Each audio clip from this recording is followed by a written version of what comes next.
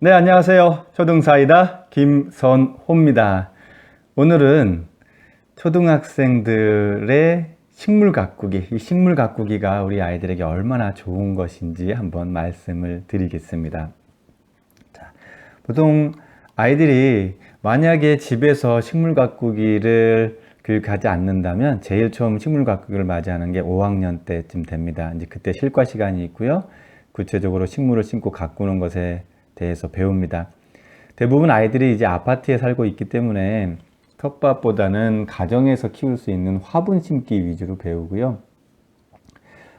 보통 제가 5, 6학년 맡을 때는 학급에다가 이제 긴 화분 한 10개쯤 놓고, 뭐 대형 이렇게 원형 이렇게 김치 담그는 뭐 도라무통이라고 하죠. 거기에 통 하나에 이제 거름을 넣고 해서 상추나 고추, 방울토마토, 뭐 기타 채소 모종도 이렇게 심고 하고 있습니다. 그렇게 해서 심으면 열심히 또 재배해서 요리 실습할 때 직접 그걸로 이제 그 재료들을 사용하기도 했고요. 자, 아이들이 무언가를 키우고 가꾼다는 건 보통 두 가지를 키울 수 있죠. 하나는 식물, 하나는 동물. 동물에는 가축과 반려동물이 있고요.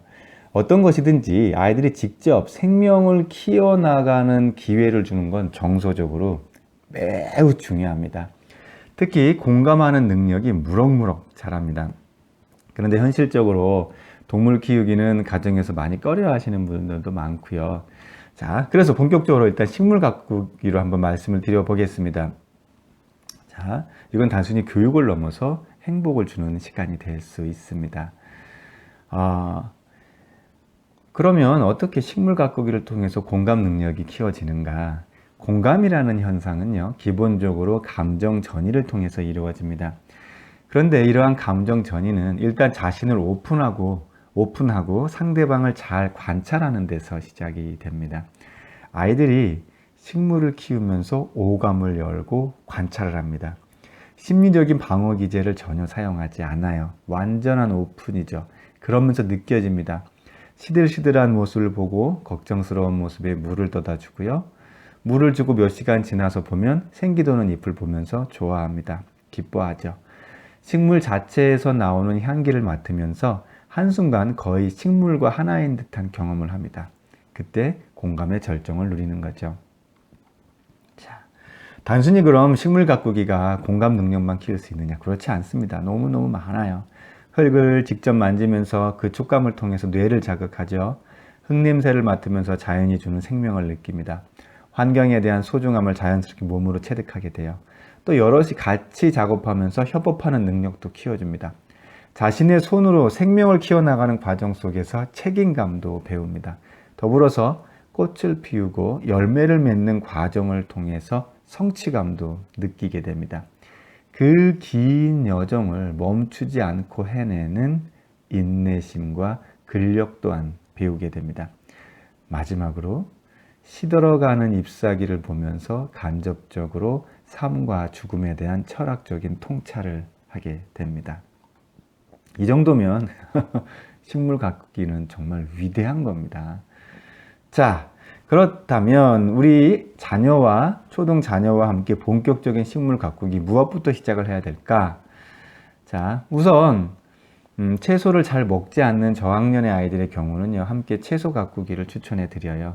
또 대부분 아파트 베란다에서 키워야 하기 때문에 가급적이면 잎채소를 권해드립니다. 뭐 토마토나 가지, 오이, 호박 등의 이렇게 열매 채소는 꽃가루 수분 과정이 동반되어야 이제 성공할 확률이 높죠. 이제 그런 과정이 없이 그냥 좋은 거름 흙에 햇볕 그리고 물만 잘 주어도 무럭무럭 잘 자라는 잎채소가 좋습니다. 며칠에 한 번씩 아이와 함께 뜯어서 먹을 수도 있고요. 이상하게도 아이들이 시장에서 사온 채소는 맛도 보지 않으면서 그리고 또 맛이 없다고 그래요. 그런데 자신이 직접 키운 채소는 어떤 맛일지 무척 궁금해합니다. 자, 고학년에게 또 특별히 추천하는 식물이 있습니다. 뭐냐면 바로 봉숭아입니다. 봉숭아. 네. 사실 지금 씨를 뿌리기엔 조금 늦었어요. 조금 더 일찍 뿌려야 되는데 한번 실내에서 시도해 보십시오. 이제 6월부터 여름 정도까지 계속 꽃을 피우는데요. 그럼 이제 여름방학 되기 전이나 그때 꽃잎을 따서 손에 이제 물들이기를 할 수 있죠. 남자아이들도 의외로 좋아합니다. 한참 화장하고 가꾸는 것에 호기심이 생기는 여자아이들이라면 뭐 더욱 더 좋아하고요. 이제 그렇게 같이 하면서 첫눈이 올 때까지 봉숭아물이 남아있으면 첫사랑이 이루어진다는 이야기도 함께 해주시면 더욱 좋겠죠. 이성에 대해 호기심도 많고 관심을 가질 나이에 이 사랑이라는 것에 대한 기다림, 그런 숙제를 안겨주기도 합니다. 그러면서 상상을 하죠. 아, 나는 어떤 사람을 만나면 좋겠다. 그러면서 동시에 자기 자신도 그런 멋진 사람이 되려고 노력을 합니다. 자,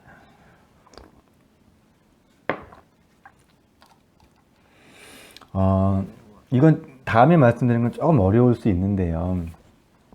제가 가장 추천드리는 거냐, 나무입니다. 나무. 왜냐면 이건 평생 동반자가 될 수 있어요.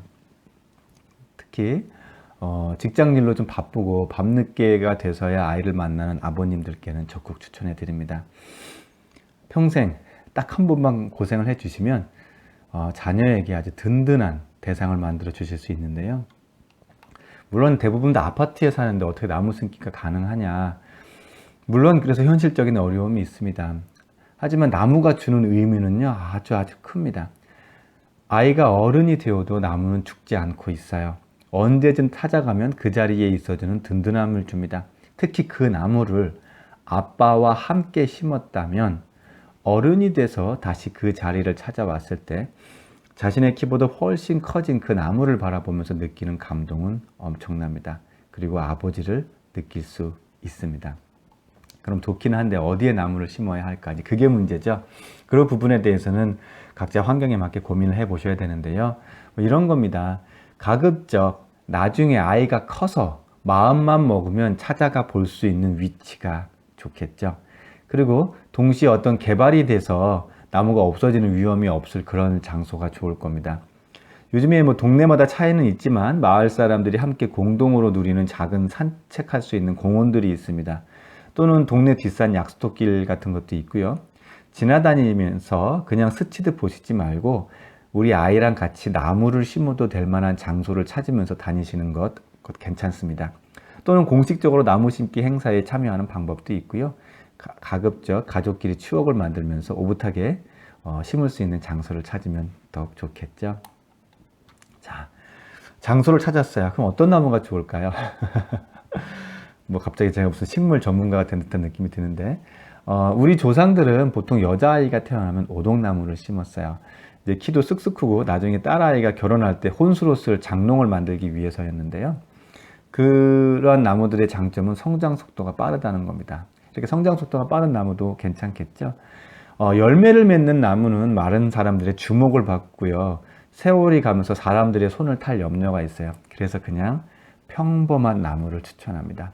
다른 사람들에게는 수많은 나무들 중에 그냥 하나처럼 보이지만 내 자녀에게는 특별한 나무가 될 수 있습니다. 그 정신분석가 이승욱 교수의 소년이라는 책이 있어요. 그 정신분석가 자신의 유년 시절을 되짚어 나간 자전적인 책인데요. 거기에 이런 게 나옵니다. 어린 시절 아버지와 함께 어느 산에 있는 절에 가서 나무를 심었던 기억을 더듬는 내용이 나와요. 몇십 년 뒤에 그래 그때 거기서 아버지랑 나무를 심었지, 그 나무가 다 그대로 있을까를 떠올리면서 그곳을 찾아가 봅니다. 그리고 아버지와 함께 심었던 그 나무를 찾아봐요. 그랬더니 엄청 커버린 나무를 발견합니다. 그 나무 아래서 돌아가신 아버지를 느끼는 장면이 나옵니다. 내 자녀의 초등 시기에 부모에 대한 기억이 그저 문제집 옆에 놓고 버럭 소리 지르는 장면으로 각인되지 않기를 바라요. 나중에 우리 자녀가 노인이 되어서도 어디선가 나를 기다려주고 바라봐주는 한 그루 나무로 그렇게 기억되시길 기원합니다. 더 미루지 말고요. 이번 주말에 꼭 나무 심기 함께 해보시는 거 어떨까요? 우리 자녀에게 평생 든든한 동반자가 될 수 있습니다. 초등 사이다도 우리 학부모님들의 든든한 나무 동반자가 되어드리겠습니다. 감사합니다.